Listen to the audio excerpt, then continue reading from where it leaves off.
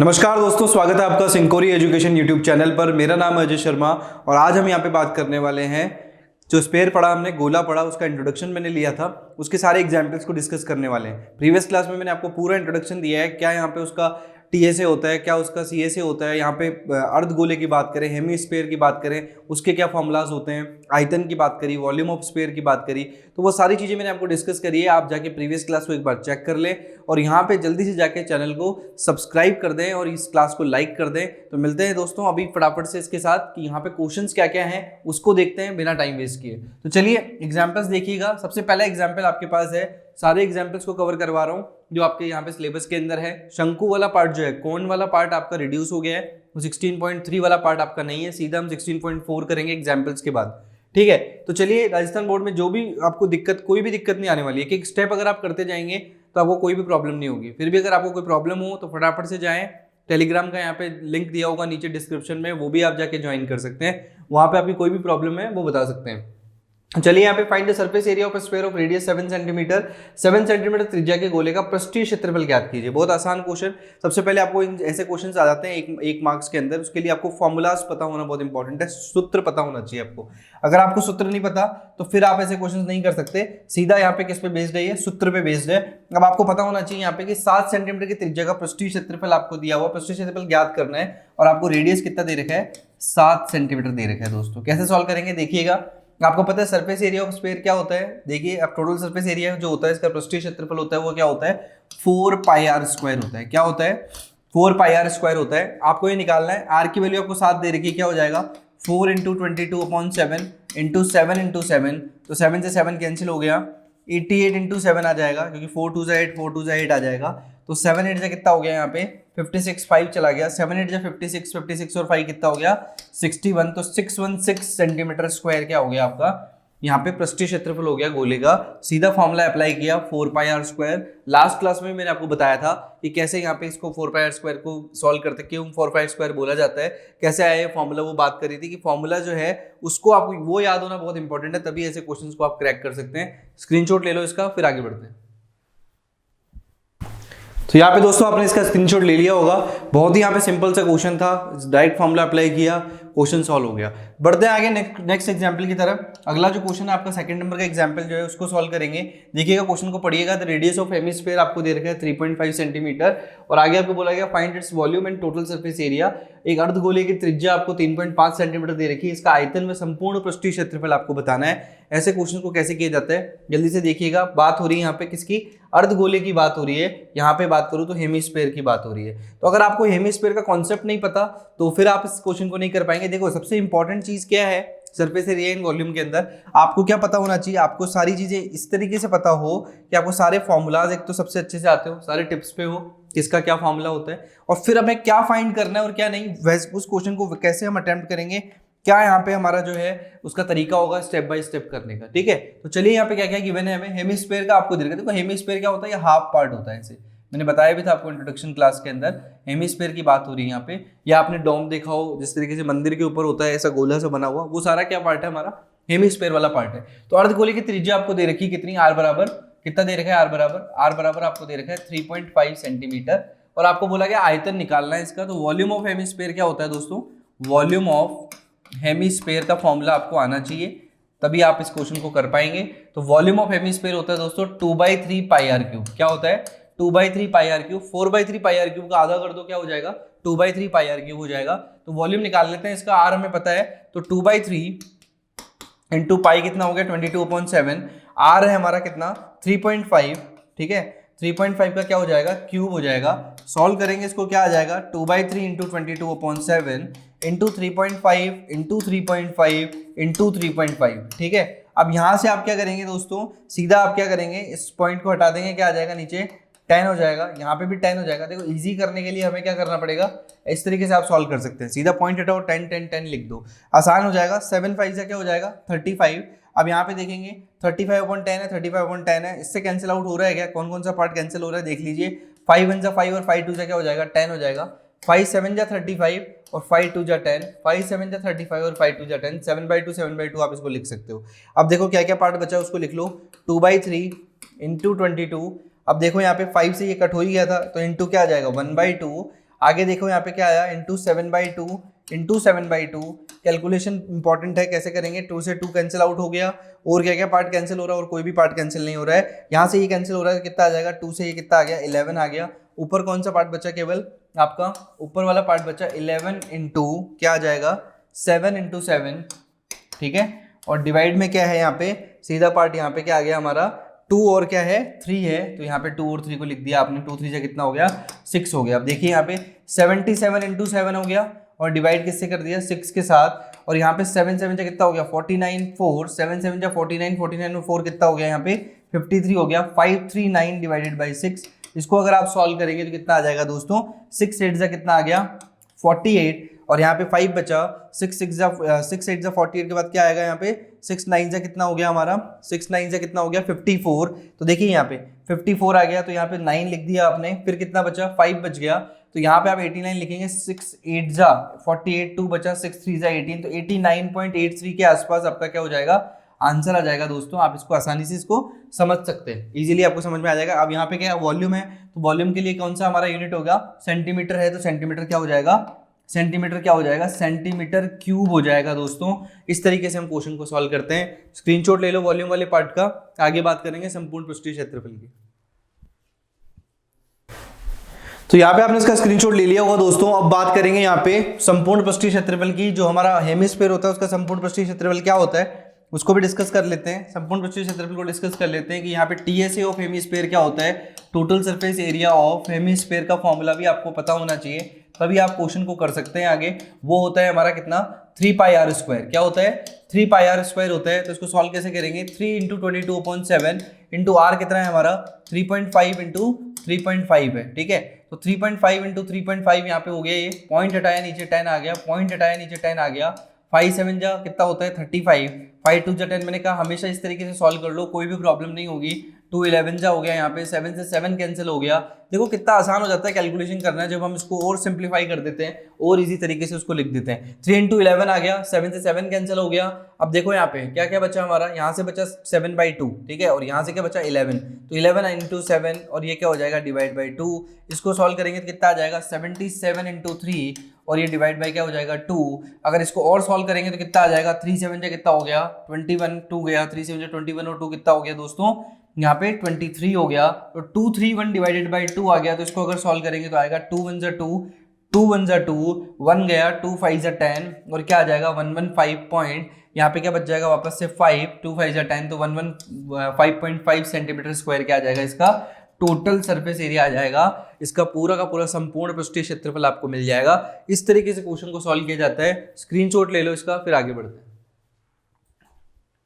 तो यहाँ पे आपने इसका स्क्रीनशॉट ले लिया होगा। नेक्स्ट पार्ट की तरफ बढ़ते हैं। अगला एग्जाम्पल है, थर्ड एग्जाम्पल जो है आपका, यहाँ पे ये पार्ट जो है दोस्तों, इसको आपको चेक करना पड़ेगा एक बार। यहाँ पे अगर आप देखें तो गोला आपको दिया होगा, एक बड़ा सा गोला आपको दिया होगा, उसको मेल्ट करके और छोटे छोटे गोले आपको, छोटे छोटे स्पेयर आपको बनाने होंगे। ऐसे क्वेश्चंस को कैसे किए जाते हैं उसको भी डिस्कस कर लेते हैं, क्योंकि आपको यहाँ पे बोला गया कि एक शेप से दूसरे शेप वाला जो पार्ट है वो आपका डिलीट हुआ है, लेकिन यहाँ पे अगर बात करें गोले से गोले में ही कन्वर्जन है, स्पेयर टू स्पेयर ही कन्वर्जन है। अगर यहाँ पे मेल्ट किया जा रहा है तो यहाँ पे ये वाला पार्ट आपके सिलेबस के अंदर है। इस क्वेश्चन को भी देख लेते हैं कैसे हम इसको सॉल्व करेंगे। पहले एक बार इसको पढ़ लीजिए। Radius of a lead sphere is 5 centimetre. How many small spheres of 5 mm radius can be formed from this sphere. शीशे के एक गोले की त्रिज्या 5 सेंटीमीटर है, इसे 5 मिलीमीटर या मैं बोलूँ mm की बात कर रहे हैं, तो त्रिज्या की कितनी गोलियां बनाई जा सकती है वो आपसे बोला गया है। तो ऐसे क्वेश्चन को कैसे करते हैं, जो मेल्ट वाले क्वेश्चन होते हैं कि कैसे मेल्ट करके अपन दूसरा शेप बनाते हैं, कैसे इसको सॉल्व किया जाता है उसको देख लेते हैं एक बार। तो चलिए आइए इसको सॉल्व करते हैं। सबसे पहले देखिएगा कैसे हमें इस क्वेश्चन को अप्रोच करना है,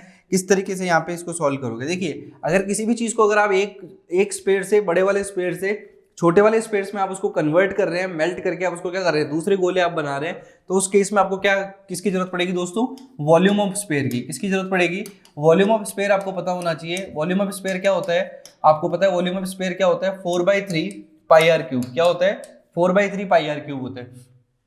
अब आपको दे रखा है 5 सेंटीमीटर, तो 5 सेंटीमीटर मतलब कितना हो गया, वॉल्यूम कितना हो गया, 4/3 into pi into 5 into 5 into 5, सब कुछ सेंटीमीटर में है तो आपने इसको 5 लिख दिया। तो ये तो हो गया वॉल्यूम ऑफ स्फीयर जो बड़ा वाला है, कौन सा है, बिग वाला जो है उसका आ गया। स्मॉल पार्ट जो है आप देखते हैं जिससे आपने टुकड़े करके छोटे छोटे आपने गोले बना दिए उसको मेल्ट करके, तो स्मॉल पार्ट का क्या हो जाएगा दोस्तों, वॉल्यूम ऑफ स्फीयर क्या होता है, वॉल्यूम ऑफ स्फीयर का फॉर्मूला तो वही होता है, यस और नो, लेकिन इसका रेडियस चेंज हो जाएगा स्मॉल पार्ट वाले का, तो 4/3 पाई आर क्यूब इसका फॉर्मूला होता है, इसका रेडियस चेंज हो जाएगा तो क्या बन जाएगा ये 4/3 इंटू पाई। अब आर का वैल्यू अगर आपको देखें तो इसके अंदर आर का वैल्यू क्या होगा उसको हम डिस्कस कर लेते हैं। हमें 5 mm दे रखा है, क्या दे रखा है दोस्तों, 5 mm हमें दे रखा है। अगर इसको सेंटीमीटर में कन्वर्ट करें, क्योंकि ऊपर वाला पार्ट किसके अंदर है, 5 सेंटीमीटर के अंदर है, तो mm को जब सेंटीमीटर में कन्वर्ट करेंगे तो क्या करेंगे दोस्तों, 5/10 करेंगे, क्योंकि 10 होता है यहाँ पे, यस और नो। 1 mm बराबर कितना आ गया यहाँ पे 10 सेंटीमीटर यहाँ पे लिखा, तो 5/10 कितना आ गया 0.5 सेंटीमीटर, तो 0.5 सेंटीमीटर के अंदर ये सेंटीमीटर में कन्वर्ट हो गया।